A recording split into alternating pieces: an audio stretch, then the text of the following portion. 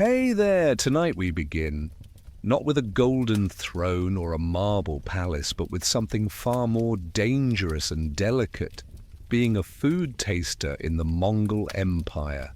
Because believe it or not, ensuring the Great Khan's meals were poison-free, in a time of endless conquest, political intrigue, and fermented mare's milk was somehow even more nerve-wracking than waiting for your food delivery app to update.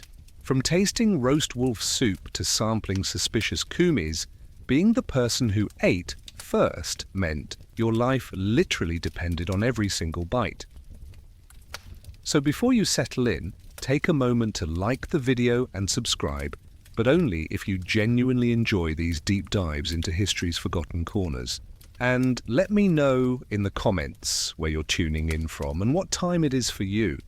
It's always fascinating to see who's joining us from around the world for these midnight journeys through time.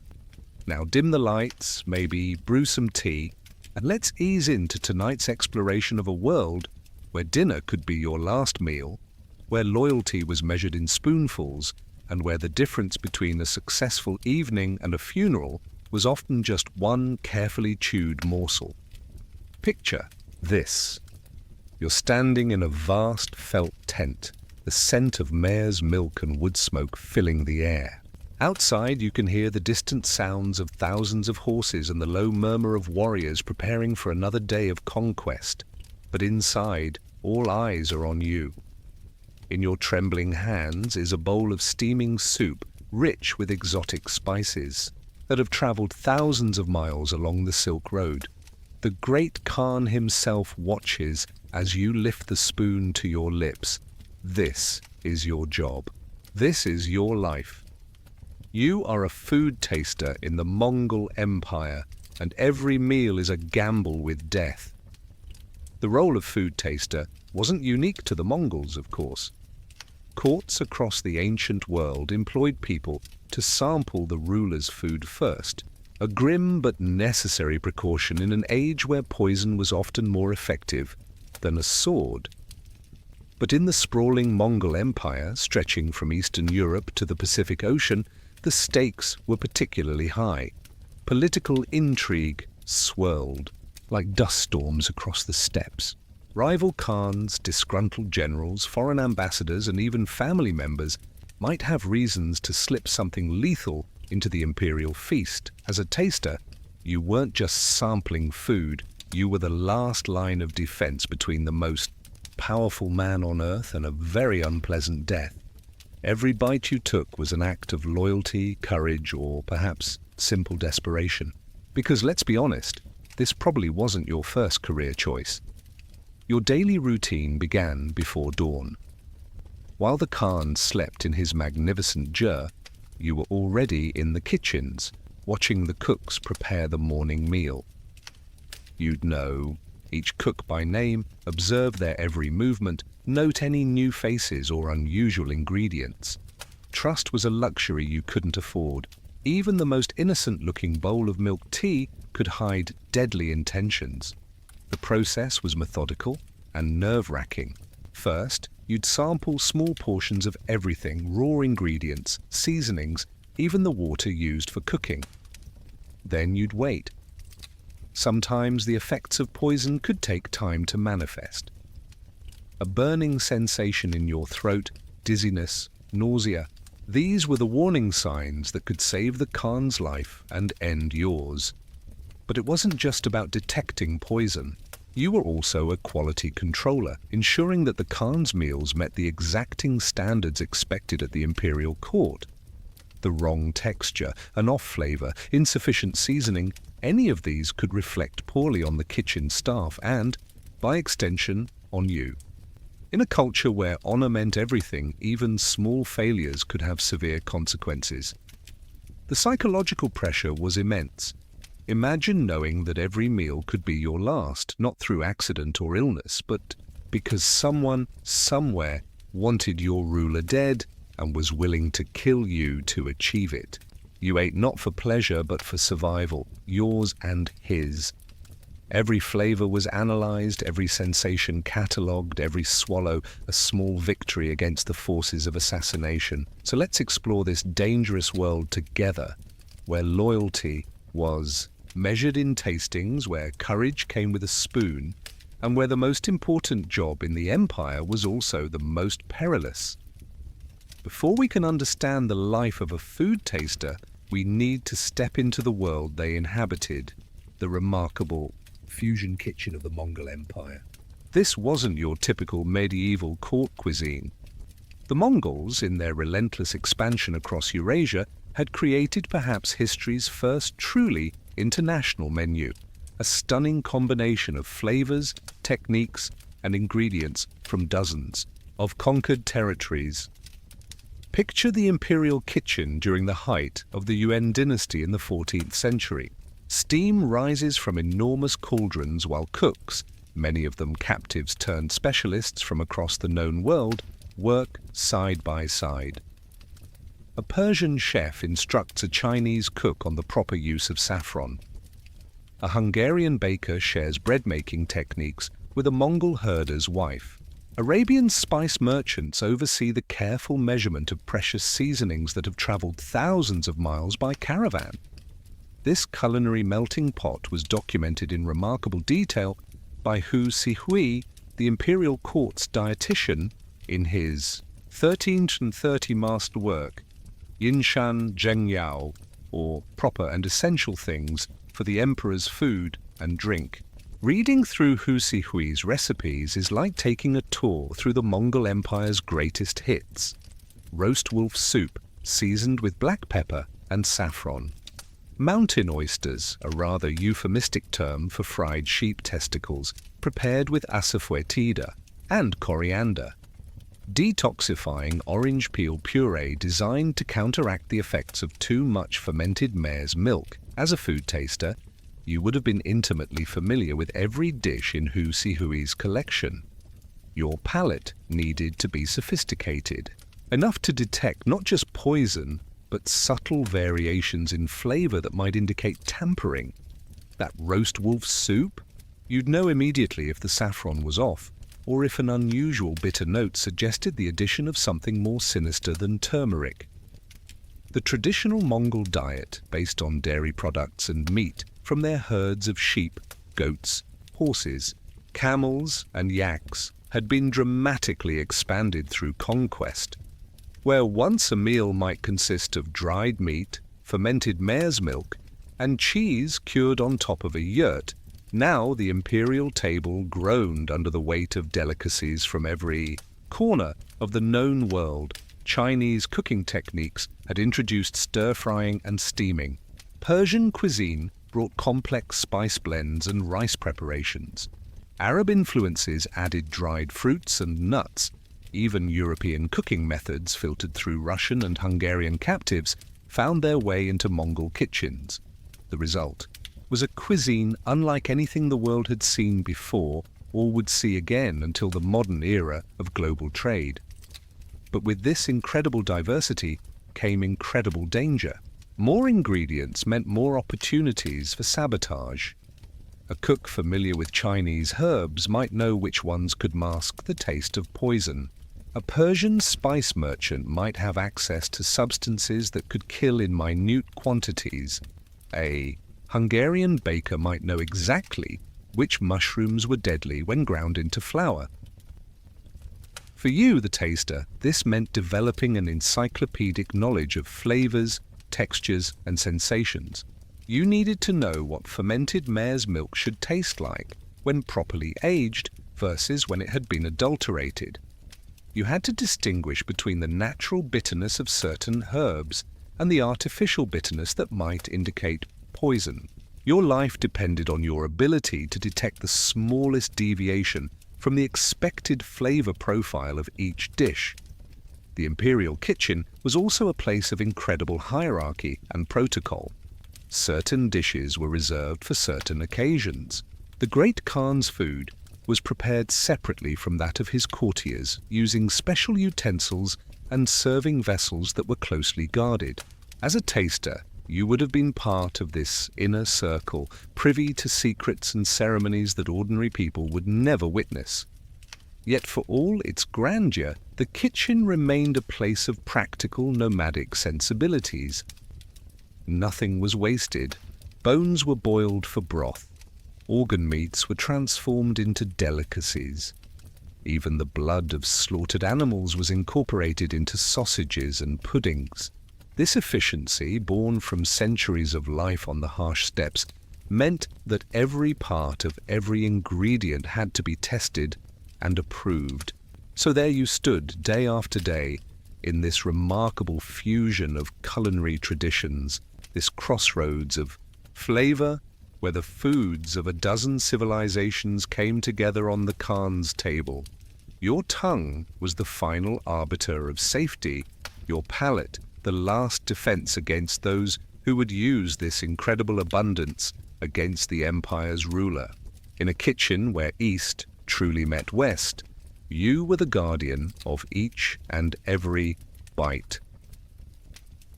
To understand the world of a Mongol food taster, we must journey back to the very foundations of the empire, to the world described in the secret history of the Mongols, that remarkable 13th century chronicle that gives us our most intimate glimpse into early Mongol life.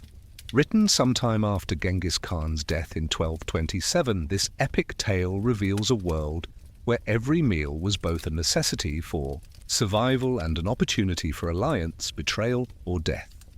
The secret history, originally written in Middle Mongol using the Uyghur script, reads like a combination of military manual, family saga, and survival guide.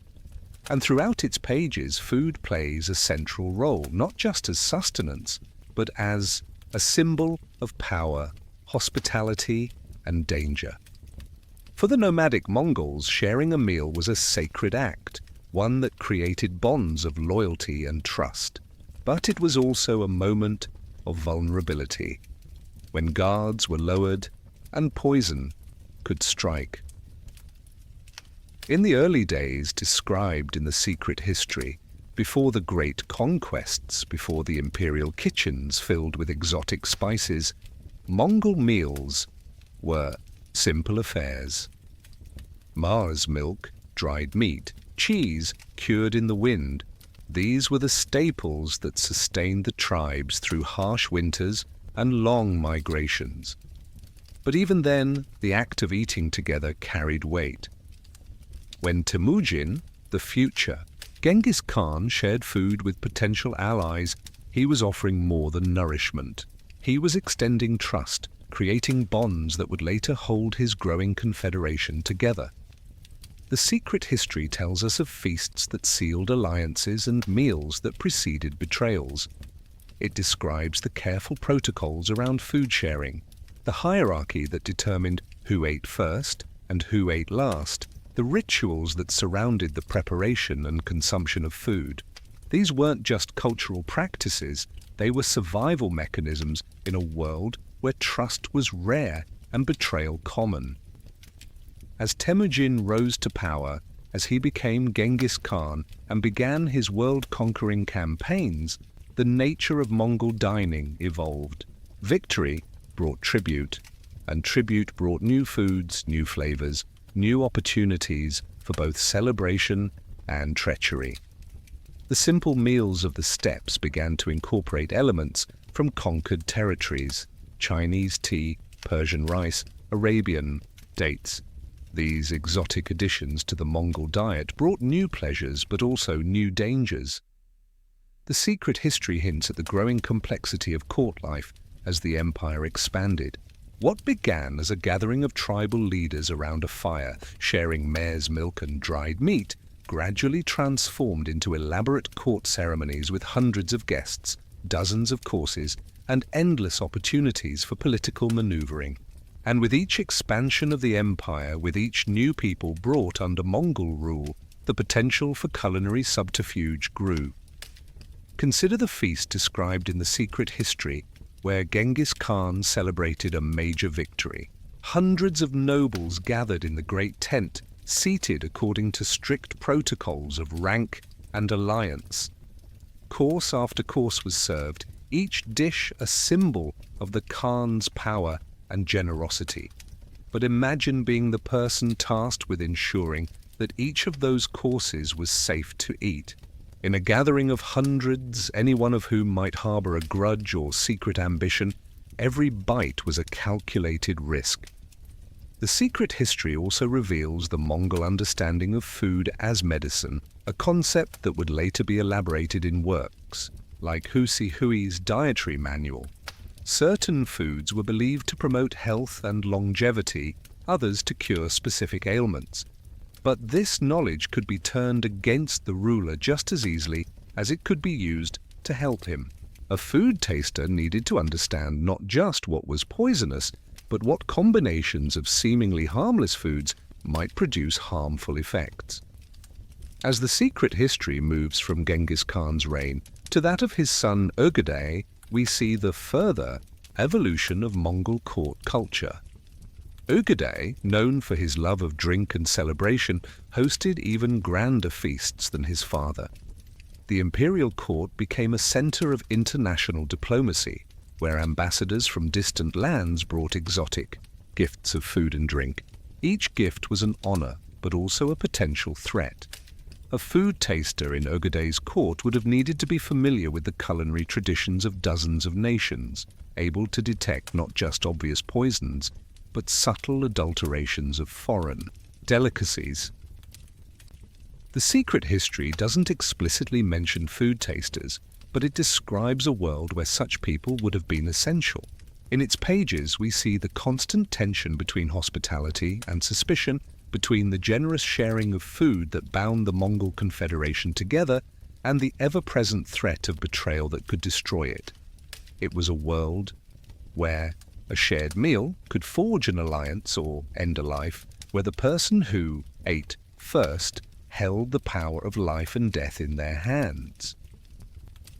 So as we imagine the life of a food taster in this world, we must remember that they weren't just protecting a meal, they were protecting the very foundations of the empire.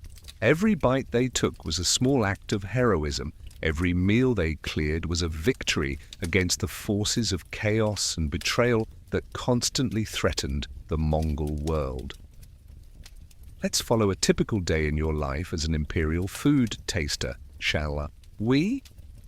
Dawn breaks over the vast Mongol encampment, and while others are still wrapped in their felt blankets, you're already stirring. Your day begins not with your own breakfast, but with the careful inspection of the Khan's morning meal. The first challenge of any day is the preparation of kumis, that fermented mare's milk that was the lifeblood of Mongol society. Fresh mare's milk arrives at the imperial kitchens in leather bags, and you watch carefully as the fermentation process begins. Kumis isn't just a drink, it's a symbol of status, a source of nutrition, and potentially a vehicle for poison. The fermentation process itself provides some protection against contamination, but a skilled assassin might know ways around this natural defense. You sample the milk at various stages of fermentation. Fresh mare's milk has a sweet, slightly salty taste that's quite different from cow's milk. As fermentation progresses, it develops a tangy, slightly fizzy quality that should be pleasant and refreshing. But you're not just tasting for flavor, you're checking for any unusual odors, unexpected colors, or off-putting textures that might indicate tampering. The process of making kumis requires constant churning in leather bags using wooden paddles, a labor-intensive process that takes several hours. During this time, you remain vigilant, observing everyone who comes near the fermentation vessels. A quick addition of certain herbs or powders could turn the Khan's beloved drink into a deadly poison, and the churning process would distribute the contamination evenly throughout the batch. Being able to drink kumis regularly was a status symbol in Mongol society. A season's supply required up to 60 horses, making it a luxury that only the most powerful could afford. The Great Khan had his own exclusive supply, provided by herds kept in the hunting park at Xanadu. This exclusive sourcing was meant to provide security, but it also meant that if someone did manage to contaminate the supply, the effects would be concentrated on the imperial court. As the morning progresses, you move on to solid foods. Breakfast might include dried meat, cheese, and various dairy products. Each item requires careful evaluation. Dried meat should have a rich, concentrated flavor without any hint of rancidity or unusual spices. Cheese, often aged on top of yurts and exposed to wind and sun, should have a sharp, clean taste. Any deviation from the expected flavor profile could indicate danger. The midday meal brings greater complexity. By the time of the Yuan dynasty, Mongol imperial cuisine had become incredibly sophisticated. Today's menu might include roast wolf, soup with pepper and saffron, a dish that would challenge even experienced tasters. Wolf meat has a strong, gamey flavor that could easily mask the taste of certain poisons. The pepper and saffron, exotic spices that have traveled thousands of miles, represent another layer of potential risk. Each spice could have been adulterated during its long journey to the imperial kitchen. You begin with small samples of each ingredient separately. The wolf meat should be tender and flavorful, but not overpoweringly strong. Black pepper should provide heat without overwhelming bitterness. Saffron, that precious golden spice worth more than its weight in gold, should add its distinctive, earthy, honey-like flavor. But saffron's value also makes it a target for substitution or adulteration, and a skilled poisoner might use similar-looking substances to deadly effect. As the soup simmers, you sample it at various stages of cooking. The cooking process can concentrate or modify flavors, and some poisons might only become active when heated. Your palate needs to track these changes, noting how the flavors develop and meld together. By the time the soup is ready to serve, you've tasted it dozens of times, each sample a small gamble with your life. Afternoon brings tea service, a ritual that became increasingly important as the Mongols adopted Chinese customs. Tea bricks, concentrated black tea that has been compressed and aged, are boiled in milk to create a rich, warming drink. The tea bricks themselves represent a security challenge, as they could be tampered with during processing or storage. A tea brick that looks and smells normal might contain hidden dangers. You watch as the tea is prepared, noting the color of the water as it boils, the way the tea dissolves, the color and consistency of the final product. Good milk tea should be creamy and warming, with a robust tea flavor balanced by the richness of the milk. Any unusual bitterness, unexpected colors, or strange textures could indicate contamination. Evening brings the most elaborate meal of the day, and with it, the greatest risks. Tonight's feast includes dishes from across the empire: Persian rice pilaf with dried fruits and nuts, Chinese stir-fried vegetables with exotic mushrooms, Arabian honey cakes, European-style roasted meats. Each dish represents a different culinary tradition, a different set of potential threats. The Persian rice pilaf requires particular attention. Rice can harbor certain toxins if not properly stored, and the dried fruits could mask the taste of various poisons. The nuts, some of which naturally contain compounds that can be dangerous in large quantities, need to be checked for any unusual specimens. You sample each component separately before trying the completed dish. The Chinese stir-fry presents its own challenges. Mushrooms, while delicious, include species that can be deadly even in small quantities. A cook with knowledge of Chinese, fungi could easily substitute dangerous varieties for safe ones. The high heat of stir-frying might concentrate certain flavors, making detection more difficult. As the evening progresses and the Khan retires for the night, your job isn't quite finished. Late-night snacks, special drinks, even medications prescribed by the court physicians all need to be tested and approved. You remain on call throughout the night, ready to evaluate anything that might pass the Khan's lips. Your final task each day is to document what you've observed. Which cooks prepared which dishes? Were there any unusual ingredients or preparation methods? Did any foods taste slightly different from normal? These records could be crucial if patterns of attempted poisoning emerge or if illness strikes despite your precautions. As you finally settle down for your own meal, eaten from the same supplies as the Khan's food, but without the ceremony and attention, you reflect on another day survived. Tomorrow will bring new challenges, new dishes to evaluate, new opportunities for vigilance. In the morning, you'll rise again before dawn, ready to stake your life on your ability to detect danger in every bite, because in the end, that's what it means to be a food taster in the Mongol Empire. Every day is a test of skill, courage, and luck. Every meal is a small victory against those who would harm the Khan, and every safe bite is a testament to your dedication to protecting the most powerful man in the world, one spoonful at a time. Understanding the life of a Mongol food taster requires delving into the dark science of poison detection, a skill that could mean the difference between life and death with every meal. In an age before modern chemistry, before test strips and laboratory analysis, your tongue and your knowledge were your only tools for detecting the wide array of substances that could be used to assassinate the great Khan. Poisons came in many forms, each presenting unique challenges for detection. Some worked quickly, killing within minutes or hours. Others were slower, designed to mimic natural illness and deflect suspicion from the poisoner. Some had distinctive tastes or odors that a trained taster could identify.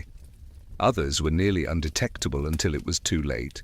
Arsenic, perhaps the most famous of historical poisons, was readily available in the medieval world as it occurred naturally in many minerals and could be extracted through relatively simple processes. In its pure form, arsenic is nearly tasteless and odorless, making it a favorite among medieval assassins. However, the crude extraction methods of the time often left impurities that could give the poison a metallic taste or garlicky odor. An experienced taster might notice these subtle signs, but it required exceptional sensitivity and extensive experience. Mercury, another readily available poison, presented different challenges.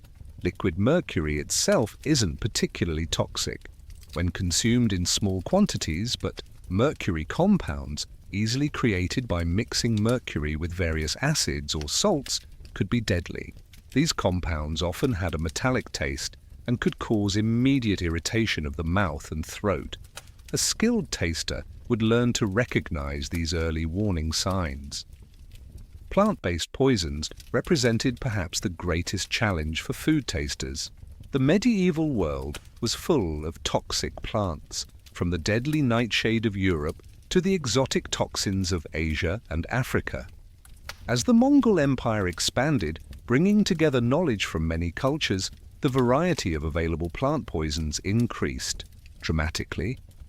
Aconitine from monkshood could cause numbness and cardiac arrest. Ricin from castor beans could cause organ failure days after consumption. Strychnine from nux vomica seeds could cause violent convulsions. Each plant poison had its own characteristics. Some caused immediate burning sensations in the mouth and throat. Others had bitter or unusual tastes that might be masked by strong spices or sweet ingredients. Still others were nearly tasteless but produced distinctive physical sensations, tingling, numbness, dizziness that a trained taster could recognize as warning signs. Mushroom poisoning presented a particularly complex challenge. Many toxic mushrooms closely resembled edible varieties, and the difference between a delicious meal and a deadly one could be nearly impossible to detect by taste alone. The time delay between consumption and symptoms, often 6 to 12 hours, meant that a taster might not realize they had consumed something dangerous until it was far too late to warn the Khan. The famous death-cap mushroom, for example, is said to taste quite pleasant, with symptoms not appearing for many hours after consumption. By the time the taster realized something was wrong, the Khan might have already eaten the same dish. This time delay made mushroom identification one of the most critical skills for any food taster, requiring extensive knowledge of fungi and their preparation. Animal-based poisons added another layer of complexity. Certain fish, particularly those from tropical waters, contain toxins that cooking could not eliminate. Pufferfish, if improperly prepared, could cause paralysis and death within hours. Even familiar animals could become toxic under certain circumstances. Livestock that had grazed on toxic plants could concentrate those toxins in their meat and milk. The preparation and storage of food also created opportunities for poisoning. Improperly stored grains could develop ergot fungus, which could cause hallucinations, convulsions, and death. Meat that had begun to spoil could harbor bacteria that produced deadly toxins. Fermented foods, if contaminated during preparation, could become vehicles for botulism or other dangerous organisms. As a food taster, you would need to develop an almost supernatural sensitivity to taste and smell. You'd learn to detect the faintest off flavors, the slightest unusual textures, the most subtle changes in color or appearance. Your training would include deliberate exposure to tiny amounts of various toxins, building up both your ability to detect them and, in some cases, your tolerance to their effects. This training was dangerous in itself. Building tolerance to certain poisons required careful, gradual exposure that could easily result in accidental overdose. The margin between a training dose and a lethal dose was often razor thin, and many aspiring food tasters probably died during their education. You'd also need to understand the interaction between different foods and substances. Some poisons were only effective when combined with certain foods or when consumed on an empty stomach. Others were neutralized by specific ingredients or cooking methods. The complex, multi-course meals of the Mongol imperial court created countless opportunities for these interactions. The psychological pressure of this responsibility was immense. Every meal was a test not just of your skills but of your courage. The knowledge that you were literally gambling with your life with every bite would weigh heavily on anyone. Some tasters probably developed nervous conditions from the constant stress. Others might have turned to alcohol or other substances to cope with the anxiety, potentially compromising their ability to detect danger. Yet despite all these challenges, food tasters throughout history seem to have been remarkably effective at their jobs. The relative rarity of successful poisonings of major historical figures suggests that these brave individuals were generally successful in their dangerous calling. Through skill, training, courage, and perhaps a bit of luck, they stood between the powerful and those who would harm them, one carefully analyzed bite at a time. The most dangerous times for a food taster weren't the quiet daily meals, but the grand diplomatic feasts that were central to Mongol statecraft. These elaborate affairs brought together hundreds of guests from across the known world, each representing potential allies, enemies, or some complex combination of both. For you standing ready with your testing spoons, these feasts represented the ultimate challenge, a deadly chess game played with courses instead of pieces. Imagine the great feast hall during a major diplomatic gathering in the Yuan dynasty capital. Representatives from Europe, the Middle East, India, Southeast Asia, and China gather under one enormous tent. Each delegation brings gifts of food and drink from their homeland, offerings that are both honors and potential weapons. Your job is to navigate this culinary minefield while maintaining the delicate balance of diplomacy that holds the empire together. The European delegation arrives. With barrels of wine and wheels of aged cheese, wine presents particular challenges for a food taster. Alcohol can mask many flavors, and the complex process of fermentation creates compounds that could hide the presence of various poisons. European wines of the medieval period were often quite different from modern varieties, frequently containing herbs and spices that could provide cover for more sinister additions. The process of testing wine requires particular skill. You can't simply gulp it down, as alcohol consumed rapidly could impair your judgment for subsequent tastings. Instead, you take small sips, swirling the wine in your mouth to detect any unusual flavors or sensations. You check for unusual colors, unexpected sediments, or off-putting odors. The sulfur compounds used in medieval winemaking could provide cover for certain types of poison. The Middle Eastern delegation offers exotic spices and preserved fruits, delicacies that have traveled thousands of miles along the Silk Road. These present a different set of challenges. The strong flavors of Eastern spices, saffron, cardamom, cinnamon, could easily mask the taste of various toxins. The preservation process for fruits often involved substances that could be dangerous in large quantities or that could interact with other ingredients to create harmful compounds. You sample each spice individually, noting its color, texture, aroma, and taste. Saffron should be deep orange-red with a distinctive earthy flavor. Cardamom should be intensely aromatic with a complex, slightly citrusy taste. Any deviation from these expected characteristics could indicate adulteration or contamination. The challenge is that spices of the medieval period were often less pure than modern varieties, containing natural variations that could make detection more difficult. The Indian delegation brings curry powders and exotic vegetables, foods that represent culinary traditions completely foreign to traditional Mongol tastes. These unfamiliar flavors present perhaps the greatest challenge for any food taster. How do you detect poison in a dish when you're not certain what it's supposed to taste like in the first place? This is where your training and experience become crucial. Over years of service, you would have learned to distinguish between the complexity of authentic foreign cuisine and the foreign taste of contamination. You'd understand that while a dish might be unfamiliar, it should still taste harmonious and balanced. Poison often introduces elements that disrupt this balance, creating flavors that seem discordant or out of place. The Chinese delegation, familiar allies but still potentially dangerous, brings tea ceremonies and elaborate pastries.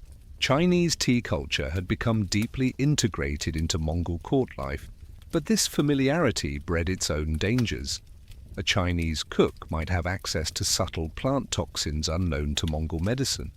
The elaborate preparation rituals of Chinese cuisine created multiple opportunities for contamination. You observe the tea ceremony carefully, noting each step of the preparation process. The quality of the water, the temperature of brewing, the color and clarity of the finished tea, all of these factors need to be evaluated. Chinese pastries, with their complex layering and intricate decorations, require careful dissection. You sample different layers separately, checking for any unusual ingredients or unexpected flavors. Southeast Asian representatives bring tropical fruits and exotic proteins that represent the absolute frontier of culinary adventure. Durian fruit, with its infamous smell, presents obvious challenges for detection. How do you identify contamination in something that naturally smells terrible? Tiger meat or other exotic proteins might harbor natural toxins that cooking cannot eliminate. Your strategy for these challenging items is systematic sampling. You start with tiny amounts, waiting for any immediate reactions before proceeding. You compare the taste and smell to any previous experiences with similar items. You look for any signs of preparation that seem unusual or suspicious. Throughout this diplomatic feast, you're not just protecting the Khan from poison, you're also participating in a complex dance of international relations. Your visible testing of each delegation's offering sends messages about trust, suspicion, and diplomatic hierarchy. Refusing to test something could be interpreted as a grave insult. Testing too enthusiastically might suggest unexpected suspicion. Timing of your testing also carries diplomatic weight. Testing the offerings of honored allies first shows respect and trust, but it also means potentially consuming dangerous substances before your palate is fully alert. Testing suspicious delegations last might be safer, but could create diplomatic incidents if other guests notice the implied ranking. As the feast progresses through multiple courses, each representing different regions and traditions, your concentration must remain absolute despite the social pressures around you. Conversations flow in multiple languages, musicians perform, wine flows freely among the guests, but you remain focused on your deadly, serious task. The psychological pressure during these events was enormous. Not only were you responsible for the Khan's safety, but your performance was being observed by representatives from across the known world. A mistake could not only cost the Khan his life, but could affect diplomatic relations across the empire. Success, on the other hand, contributed to the awe and mystique that surrounded Mongol power. By the end of such a feast, having successfully navigated dozens of courses from multiple culinary traditions, having detected and neutralized any potential threats while maintaining diplomatic harmony, you would have accomplished one of the most complex and dangerous tasks in the medieval world. The Khan would retire safely to his chambers, the diplomatic goals of the evening would have been achieved, and you would have once again proven your worth as the guardian of the empire's most precious life. But what happened when things went wrong? What was the human cost of this impossible job, where perfect vigilance was expected but perfect knowledge was impossible? The life of a food taster was marked not just by the constant threat of assassination, but by the inevitable occasions, when vigilance failed, when knowledge proved insufficient, when luck simply ran out. Consider the taster who served during a particularly tense period of succession disputes within the Mongol royal family. Palace intrigue reached fever pitch as various claimants to the throne maneuvered for position. In such times, loyalty itself became suspect. A taster who had served faithfully for years might suddenly find themselves caught between competing factions, their dedication questioned, their every action scrutinized for signs of treachery. This unnamed taster, let's call him Batu, had spent 15 years perfecting his craft. He could identify dozens of poisons by taste alone, could detect adulteration in spices from the slightest change in aroma, could spot contaminated meat by the most subtle shift in color. His reputation for vigilance was legendary throughout the court, but palace politics move in ways that skill and dedication cannot always navigate. When a rival prince began spreading rumors that Batu had been compromised, that his loyalties had been bought by enemies of the state, the taster found himself in an impossible position. To vigorously defend himself might seem like evidence of guilt. To remain silent might be interpreted as admission. In a world where perception often mattered more than reality, even the appearance of disloyalty could be fatal. The end came during a routine evening meal, a dish that Batu had tested thoroughly. A simple lamb stew that contained nothing unusual somehow made the Khan violently ill.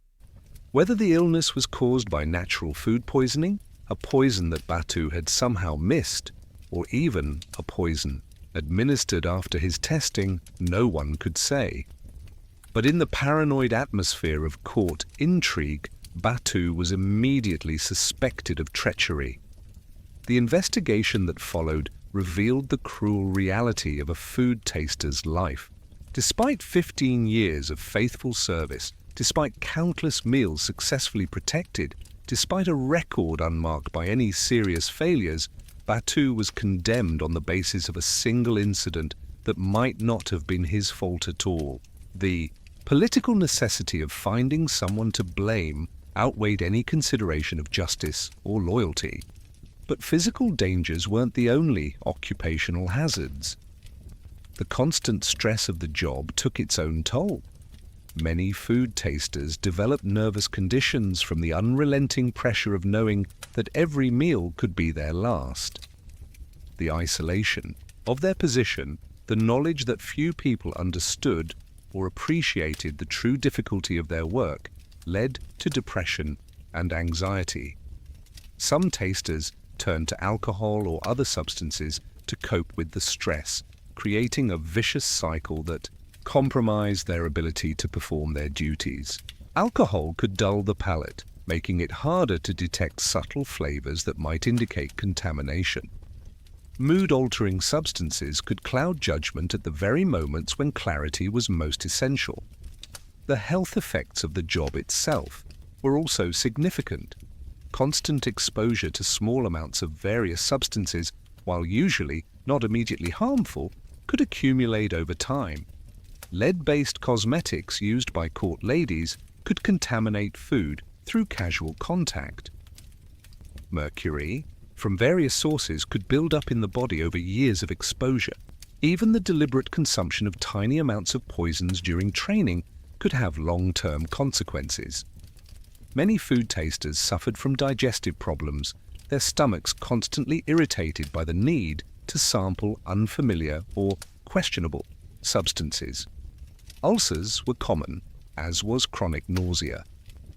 The irregular eating schedule required by the job, tasting small amounts throughout the day rather than eating regular meals, disrupted normal digestion and nutrition. The psychological toll was perhaps even greater than the physical one. Imagine living every day knowing that your next bite could be your last, that your survival depended on skills that could never be perfectly reliable. Some tasters developed obsessive behaviors, checking and rechecking every detail of food preparation. Others became paralyzed by indecision, spending so much time analyzing each bite that meals grew cold while they debated whether it was safe to proceed. Family life was nearly impossible for most food tasters. The irregular hours, the constant stress, and the ever-present danger made it difficult to maintain normal relationships. Who would want to marry someone whose job carried such risks? What parent would want to see their child follow such a perilous path? Many tasters lived isolated lives, their only close relationships with fellow court servants who understood the unique pressures they faced. Yet despite all these hardships, despite the constant danger and stress, many food tasters served with remarkable dedication. They understood that their job, however dangerous, was crucial to the stability of the empire. The safety of the Khan meant the safety of millions of subjects across the vast Mongol territories. Their individual sacrifice served a greater good that extended far beyond the walls of any palace. Survival, as a food taster, required more than just courage and a sensitive palate. It demanded a deep understanding of the emerging sciences of the medieval world, from early chemistry to primitive medicine. The most successful tasters were those who combined practical experience with scholarly knowledge, who understood not just what tasted wrong, but why it tasted wrong and what those flavors might indicate. The Mongol Empire's vast reach brought together knowledge from many different traditions. Chinese alchemists had developed sophisticated understanding of chemical reactions and the properties of various substances. Islamic scholars had translated and expanded upon ancient Greek medical texts. Indian physicians had centuries of experience with plant-based medicines and poisons. European monks had preserved Roman knowledge of toxicology and treatment. A wise food taster would seek out this knowledge wherever possible. You might study with Chinese physicians to learn about the interaction between different herbs and foods. You could consult with Islamic scholars about the chemical properties of various minerals and metals. Indian healers might teach you about the subtle signs that distinguished medicinal plants from their toxic cousins. This education wasn't just academic curiosity. Understanding the mechanisms by which different poisons worked could help you develop strategies for detection and even survival. Knowing that arsenic caused specific types of cellular damage might help you recognize early symptoms and seek appropriate treatment. Understanding that certain plant toxins were neutralized by specific antidotes could save your life if prevention failed. The development of antidotes was a crucial part of any food taster's toolkit. While prevention was always preferable, the reality was that perfect detection was impossible. Sooner or later, every taster would consume something dangerous, either through accident or because the poison was simply too well concealed to detect. Some antidotes were universal, substances that could neutralize or mitigate the effects of many different poisons. Activated charcoal, created by carefully burning certain organic materials, could absorb many toxins in the digestive system. Milk and other fatty substances could slow the absorption of some poisons, buying time for other treatments to take effect. Other antidotes were specific to particular types of poisoning. Certain herbs could counteract the effects of specific plant toxins. Chelating agents, substances that could bind to heavy metals like lead or mercury, could help remove these toxins from the body. The trick was knowing which antidote to use, for which poison, and having the right substances available when needed. Many food tasters carried small kits of emergency remedies, carefully selected substances that could be quickly consumed if poisoning was suspected. These might include general antidotes like charcoal or milk, specific remedies for common poisons, and substances to induce vomiting if necessary. The contents of such kits represented years of accumulated knowledge about what worked and what didn't. But perhaps the most important tool for survival was the development of resistance to certain types of poisoning. This was dangerous and controversial practice involving the deliberate consumption of tiny amounts of various toxins over extended periods. The theory was that gradual exposure would allow the body to develop tolerance, making the taster less susceptible to assassination attempts. This practice, known historically as Mithridatism, after King Mithridates VI, who supposedly used it to protect himself from poisoning, was extremely risky. The margin between a dose small enough to be safe and one large enough to be harmful was often razor thin. Many aspiring tasters probably died during this process, victims of their own attempts to protect themselves. Even when successful, Mithridatism had significant drawbacks. Building tolerance to one poison might increase sensitivity to others. The process was physically taxing, often causing chronic illness and discomfort, and the psychological effects of deliberately poisoning oneself, even in small doses, could be devastating. Yet for those who survived the process, Mithridatism could provide a crucial edge. A taster with resistance to common poisons like arsenic or mercury would be much more likely to survive accidental exposure. They might also be able to detect these substances at lower concentrations, since their enhanced tolerance would allow them to consume larger test samples without immediate harm. The most sophisticated food tasters also developed networks of informants and allies who could provide advance warning of potential threats. Kitchen staff, servants, guards, even other courtiers might be cultivated as sources of information about unusual activities or suspicious preparations. A taster who learned about a planned assassination attempt before it occurred could take extra precautions or even prevent the attempt entirely. These intelligence networks required careful management. Too much paranoia could alienate potential allies. Too little caution could result in infiltration by enemies. The most successful tasters learned to balance suspicion with trust, gathering information while maintaining the relationships necessary for effective protection. The daily existence of a food taster was a strange combination of privilege and peril, of intimate access to power and constant exclusion from it. You lived at the very center of the empire, witness to the most important decisions and most secret conversations, yet you could never truly be part of the world you protected.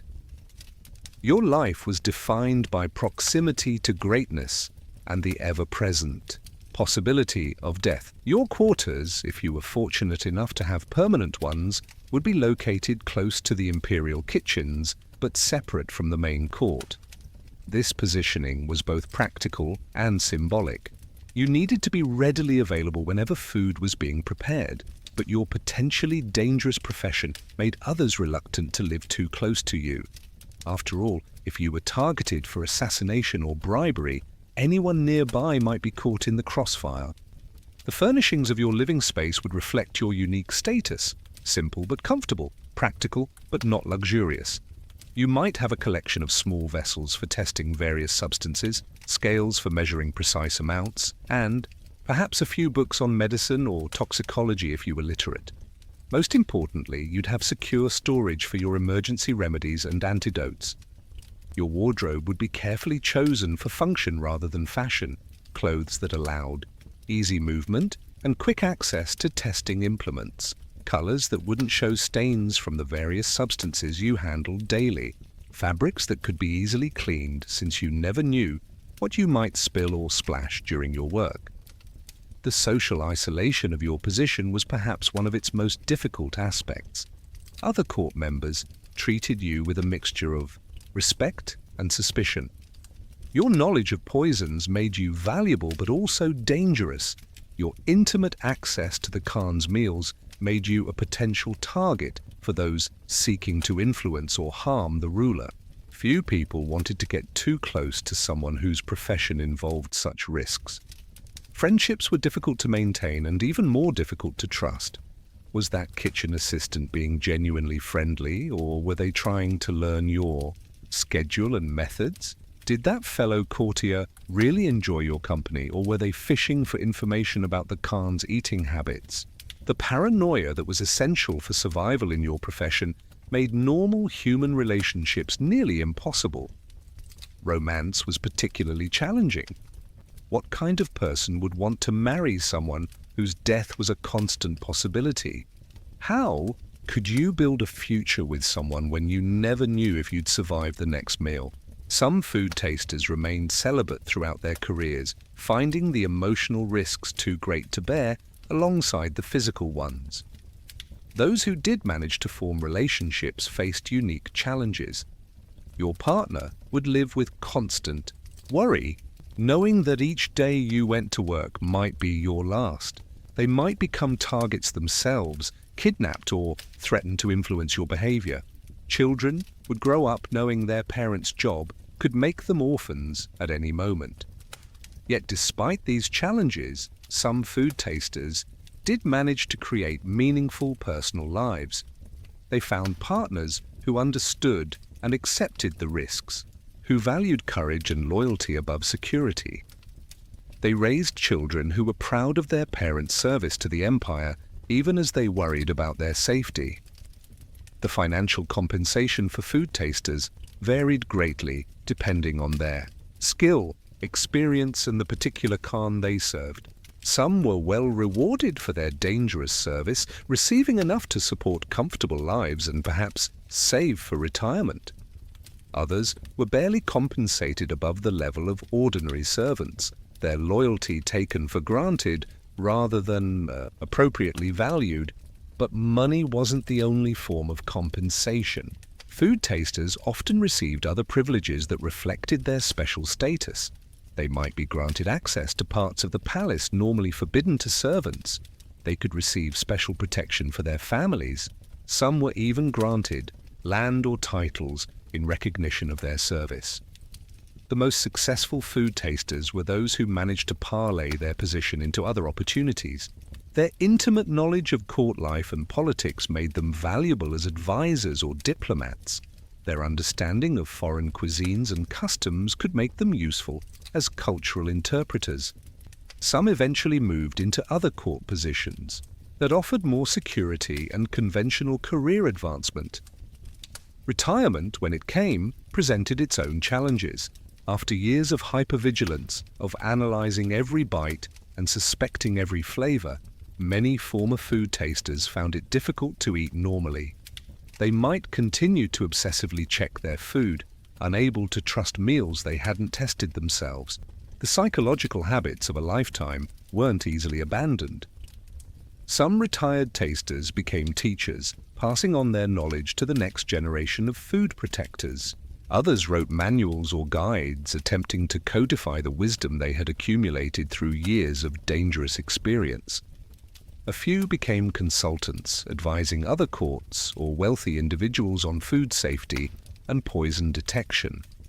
But for many, retirement simply meant a chance to live quietly, to eat meals without fear, to sleep without nightmares about missed threats or failed vigilance.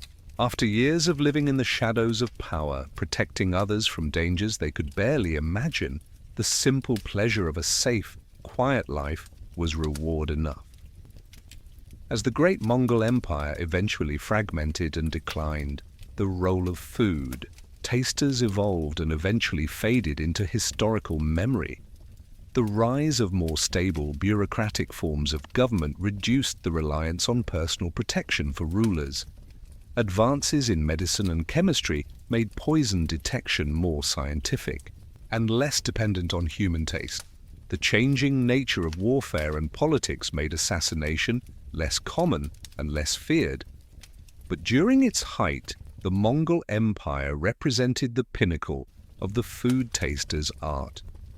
Nowhere else in the medieval world was the job more complex, more dangerous, or more crucial to the stability of a vast political system. The men and women who served in this capacity were unsung heroes, protecting not just individual rulers, but the peace and prosperity of millions of subjects across Eurasia. The legacy of these brave individuals extends far beyond their immediate service. They represented a bridge between cultures as their work required understanding and adapting to culinary traditions from across the known world. They were pioneers in the early sciences of chemistry and toxicology, developing practical knowledge that would later inform more formal academic study. They were guardians of political stability, ensuring that the great Khan's vision of a unified world empire could continue. Their stories remind us that history isn't just made by the famous names we remember, but also by the countless individuals who performed dangerous, thankless jobs that kept civilization functioning. For every Genghis Khan whose name echoes through the centuries, there were dozens of food tasters whose names are lost to history, but whose courage and dedication made his achievements possible. In our modern world, we take food safety for granted.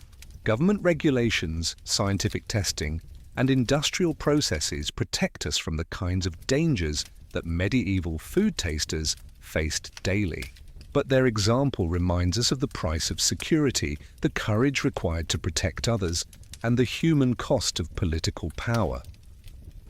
The next time you sit down to a meal, perhaps take a moment to remember those who once risked everything to ensure that food was safe to eat.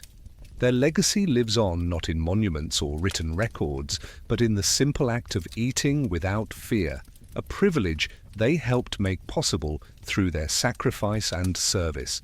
So there you have it, the strange, dangerous, heroic world of the Mongol Empire's food tasters.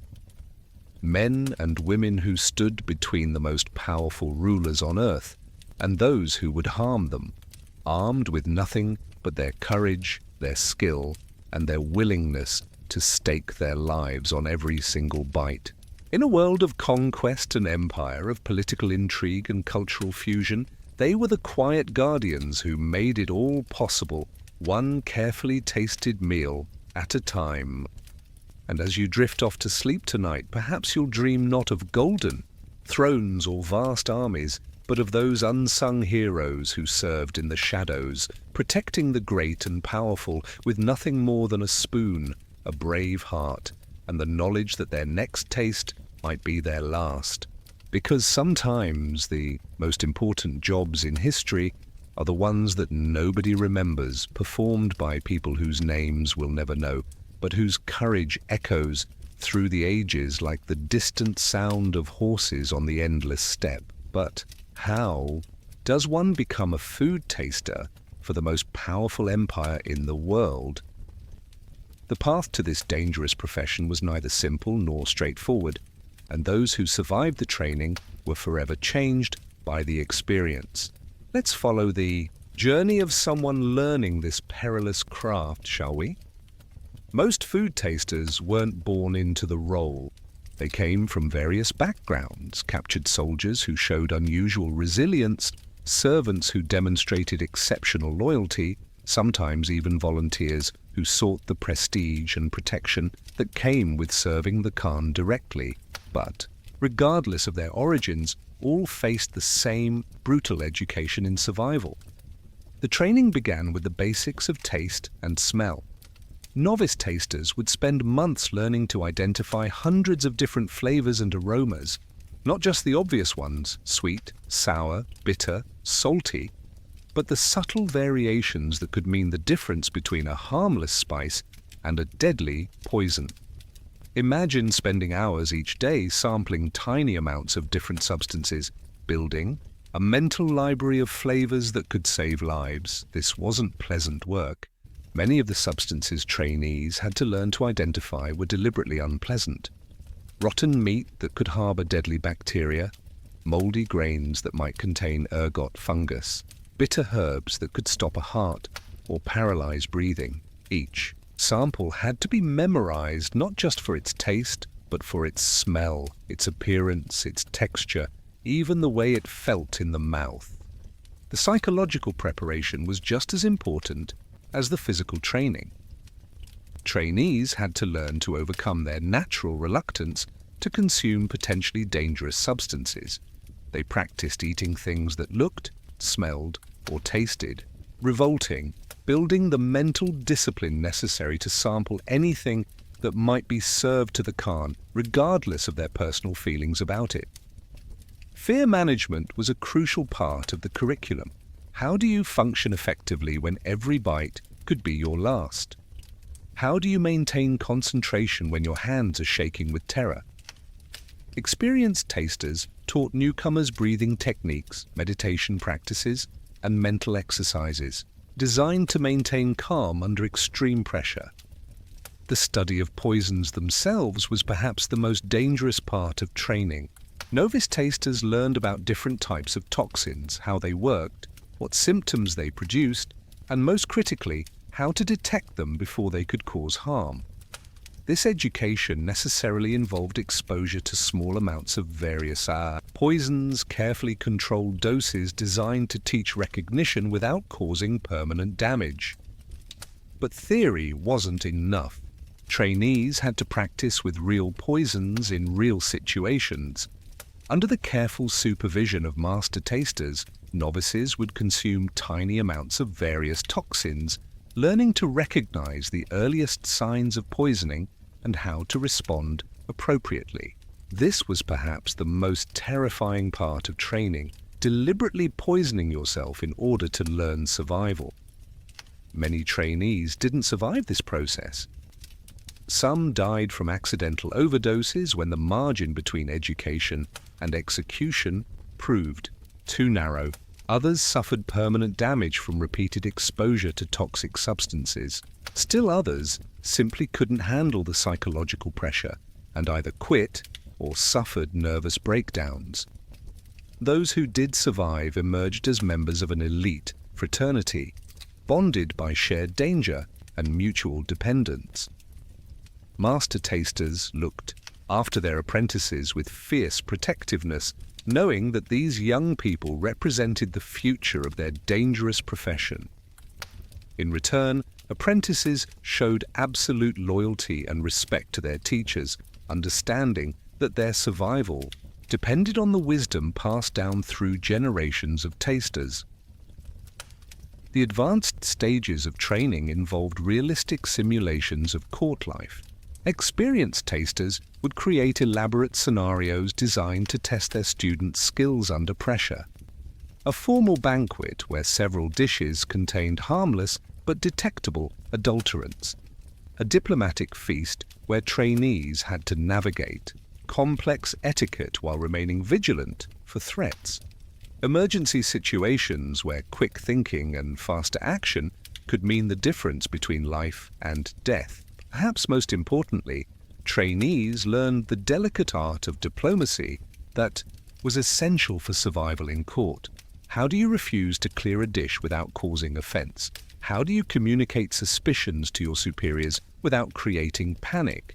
How do you balance the need for caution with the equally important need to maintain harmonious relationships with kitchen staff, courtiers, and visiting dignitaries? The graduation from apprentice to full taster was marked by a ceremony that was both celebration and solemn acknowledgement of the dangers ahead. The new taster would swear oaths of loyalty to the Khan and to their fellow tasters. They would receive their first set of professional equipment, testing spoons and vessels that might save their life in the days to come. And they would take their first independent shift, responsible for the Khan's safety with no master taster watching over their shoulder. But even after completing formal training, the education of a food taster never truly ended.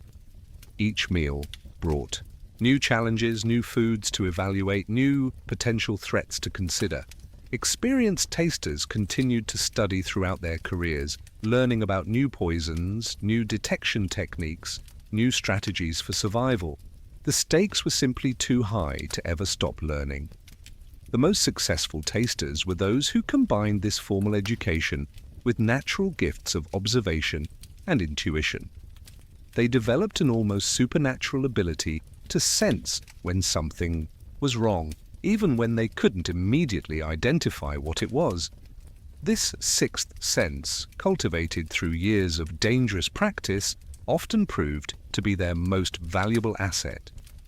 A food taster's equipment was far more sophisticated than you might imagine.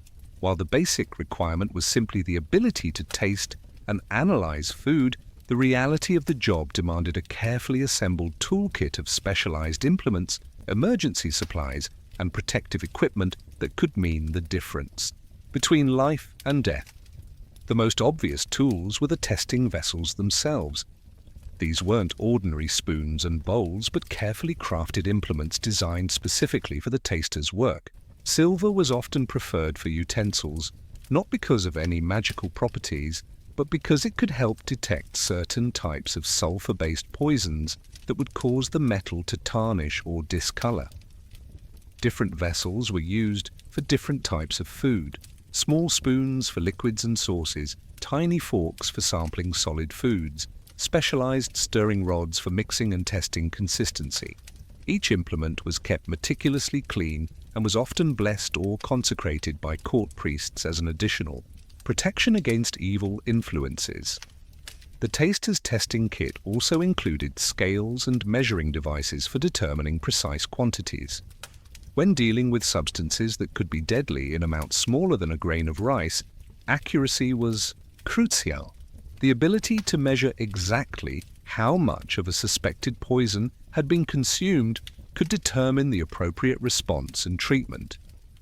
Emergency antidotes were perhaps the most critical part of any taster's equipment.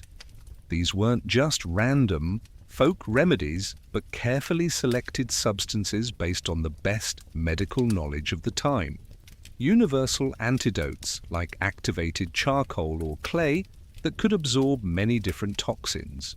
Specific remedies for common poisons like arsenic or mercury. Substances to induce vomiting if rapid elimination of toxins was necessary. The preparation and storage of these antidotes required considerable skill and knowledge.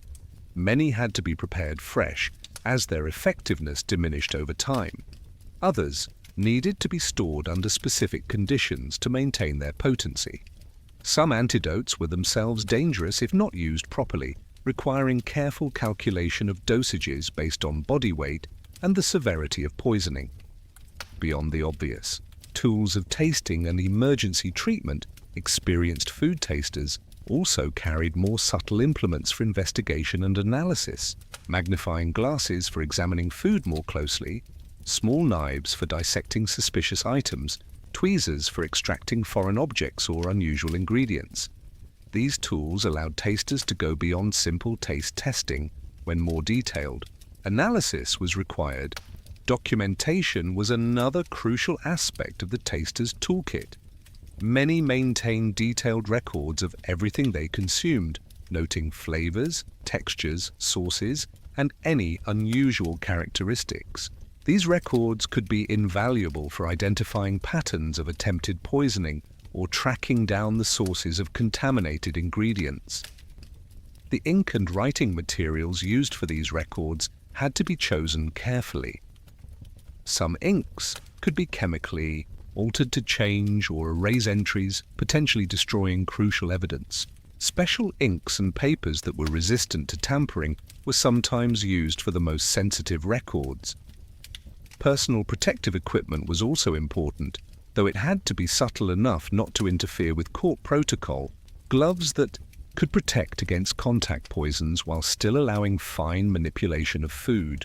Clothing made from materials that were resistant to staining or chemical damage. Even jewelry could serve protective purposes, with certain gemstones believed to change color in the presence of poison. The most sophisticated tasters also employed various detection aids that represented the cutting edge of medieval technology. Strips of specially prepared paper that would change color when exposed to certain chemicals.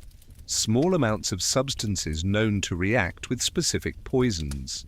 Even trained animals that could detect odors or toxins that humans might miss. Canaries and other small birds were sometimes used as living poison detectors, similar to their later use in coal mines.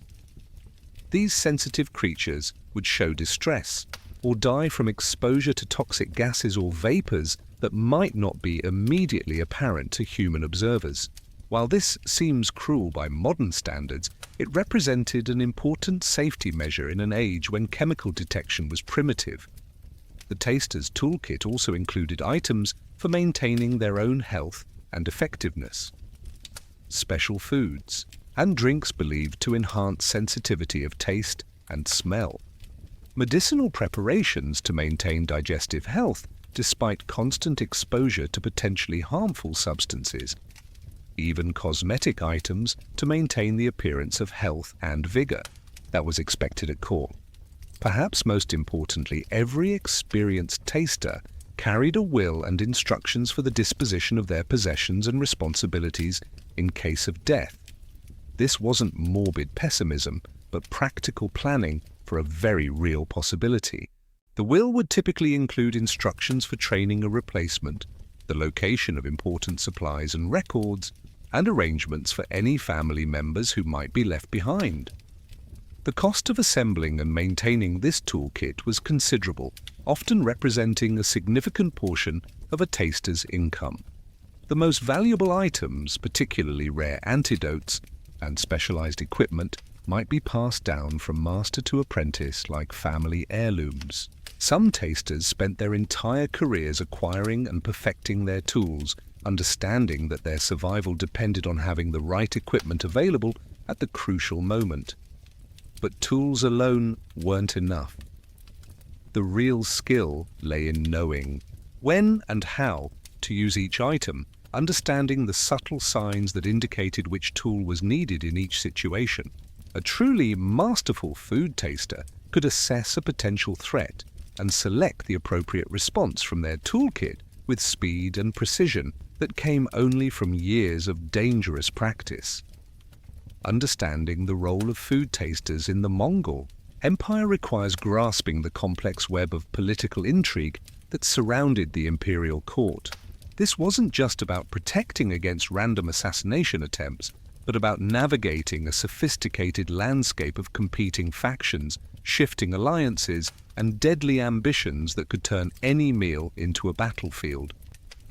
The succession politics of the Mongol Empire were particularly treacherous. Unlike many monarchies where primogeniture clearly established the next ruler, Mongol tradition called for selection by a kurultai, a gathering of tribal leaders and nobles. This meant that multiple potential heirs might have legitimate claims to power, creating intense competition and numerous opportunities for elimination of rivals through poison. Consider the situation during the transition from Ogedei Khan to his eventual successor. Multiple sons, brothers and nephews all had potential claims to the throne. Each maintained their own household, their own supporters, and their own food tasters. The imperial court became a maze of competing loyalties where today's ally could Become tomorrow's assassin. Food tasters found themselves caught in the middle of these political machinations. Your primary loyalty was to the current Khan, but what happened when that Khan died? Would the new ruler trust someone who had served their rival? Would they prefer to install their own people in positions of such critical importance? Many food tasters probably lost their positions or their lives during succession crises. The international nature of the Mongol Empire added another layer of complexity.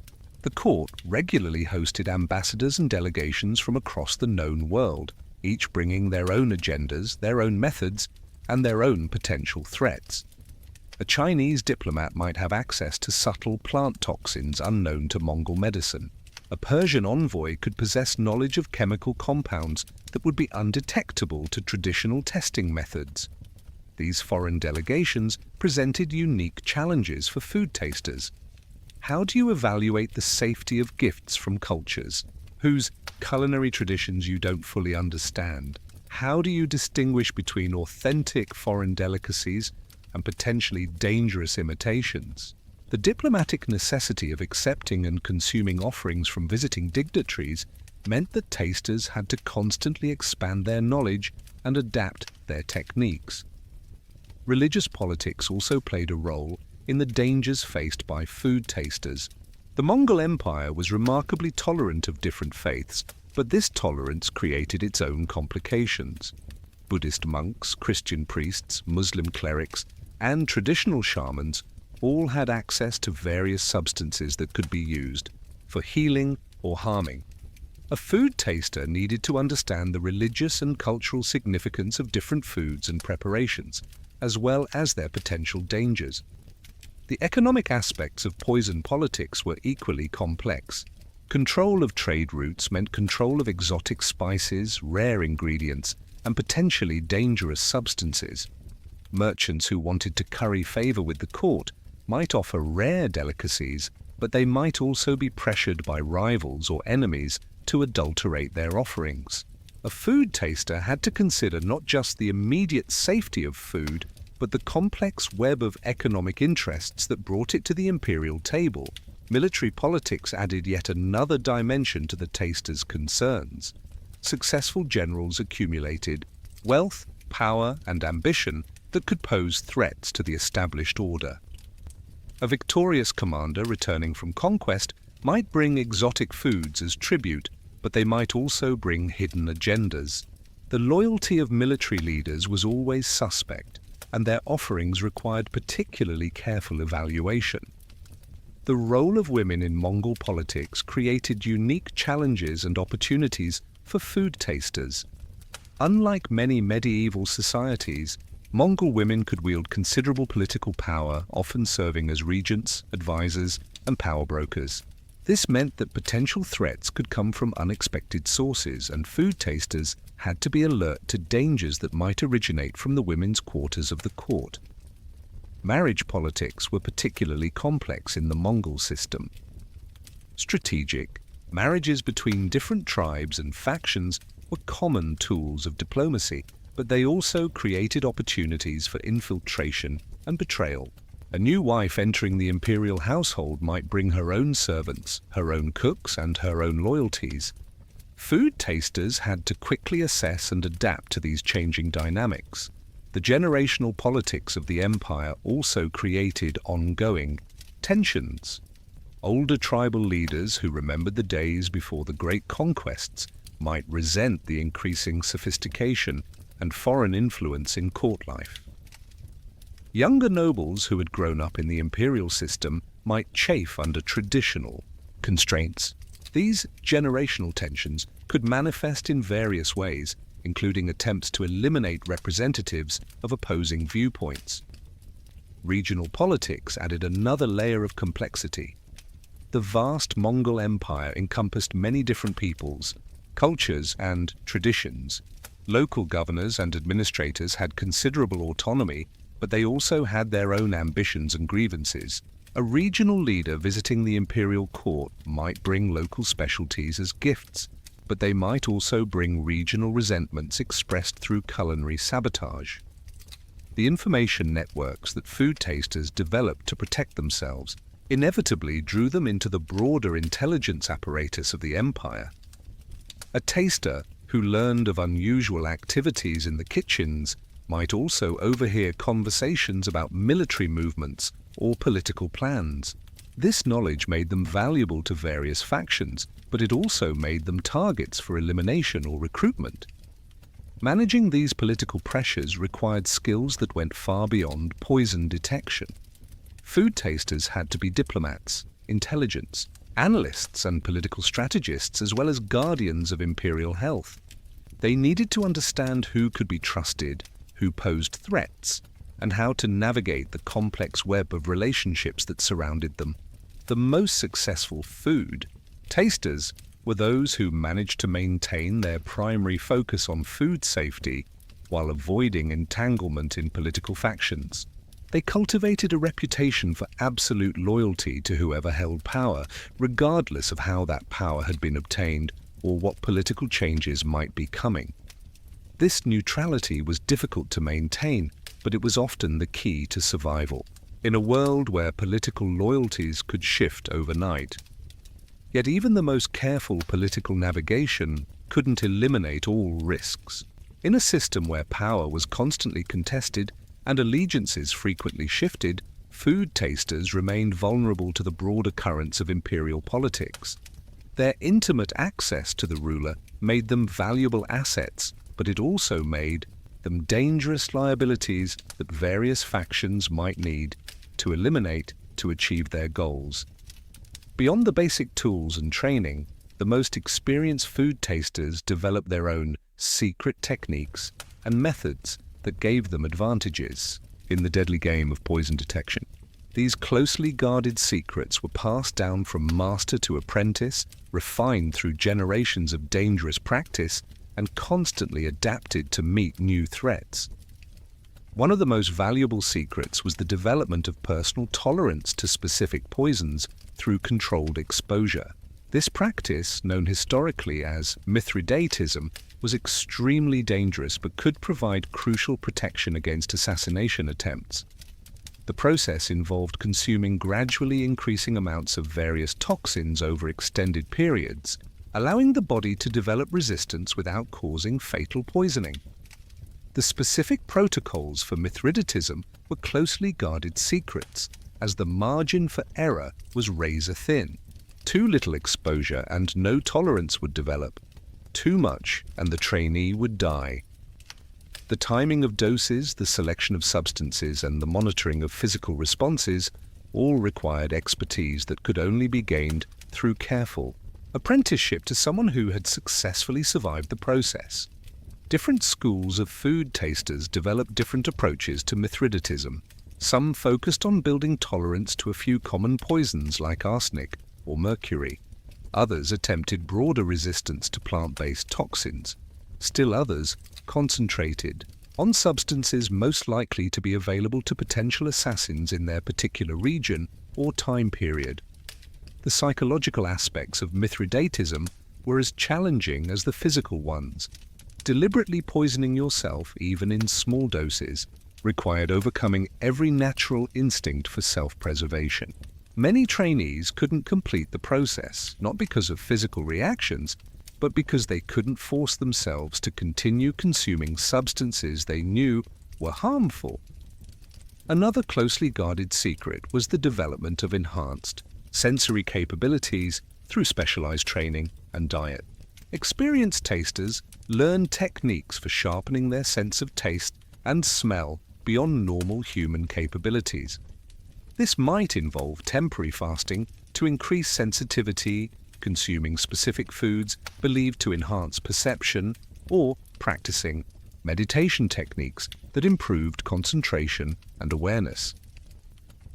Some tasters developed the ability to detect incredibly small amounts of foreign substances, concentrations so low that most people would never notice them.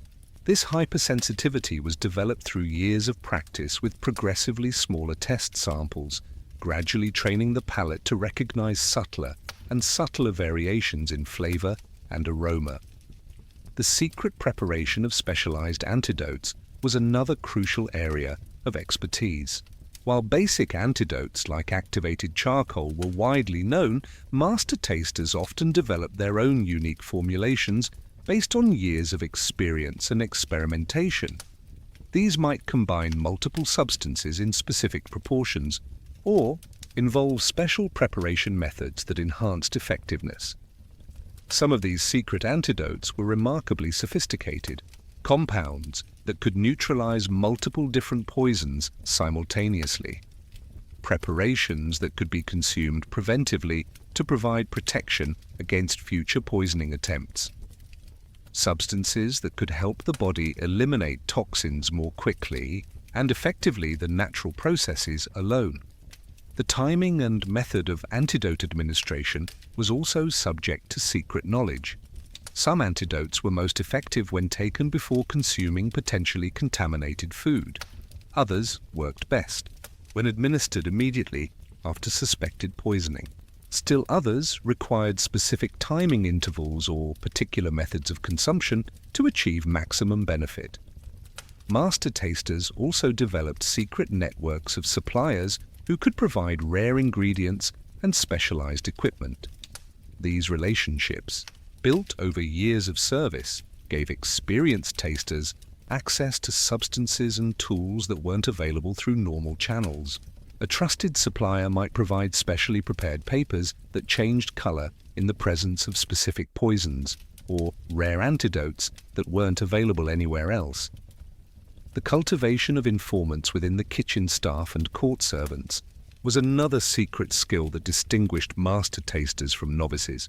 Experienced tasters learned how to identify and recruit allies who could provide advance warning of potential threats. A cook who noticed unusual ingredients being delivered, a servant who observed suspicious activities in food preparation areas, a guard who witnessed unauthorized access to storage areas. These intelligence networks required careful management and absolute discretion. Too much openness about the network could compromise the safety of informants. Too little communication could mean missing crucial warnings. The most skilled tasters developed elaborate codes and communication methods that allowed them to gather information without revealing their sources. Secret record keeping was another advanced skill that could mean the difference between life and death. Master tasters often maintained multiple sets of records, some official and some hidden. The hidden records might contain suspicions that couldn't be proven, observations that seemed insignificant at the time but might become important later, or intelligence about potential threats that was too sensitive for official documentation. These secret records were often encoded or written in special inks that were invisible under normal circumstances but could be revealed through specific chemical treatments. Some tasters developed their own shorthand systems or symbolic codes that would be meaningless to anyone who didn't know the key. The most experienced tasters also developed psychological techniques for reading people and situations that went far beyond simple observation. They learned to recognize the subtle signs of deception, nervousness, or hostile intent that might indicate a potential threat. These skills were particularly valuable when dealing with new people or unfamiliar situations where traditional testing methods might not be sufficient. Perhaps most importantly, master tasters developed an intuitive understanding of danger that seemed almost supernatural to outside observers. This sixth sense, refined through years of life or death decisions, allowed them to detect threats that couldn't be rationally explained or scientifically verified. Sometimes the most important warning sign was simply the feeling that something wasn't right. As our journey through the dangerous world of Mongol food tasters draws to a close, it's worth reflecting on what these remarkable individuals represented in the grand sweep of history. They were more than just bodyguards with unusual methods, more than just servants with dangerous jobs. They were the embodiment of loyalty, courage, and sacrifice in service to something greater than themselves. In the vast tapestry of the Mongol Empire, food tasters represented the human scale of power and responsibility. While historians focus on the great Khans and their conquests, on the movement of armies and the rise and fall of dynasties, it was individuals like these food tasters who made such power possible. Every great feast, every diplomatic banquet, every celebration of victory was made safe by people willing to risk their lives for every bite. Their legacy extends far beyond their immediate service.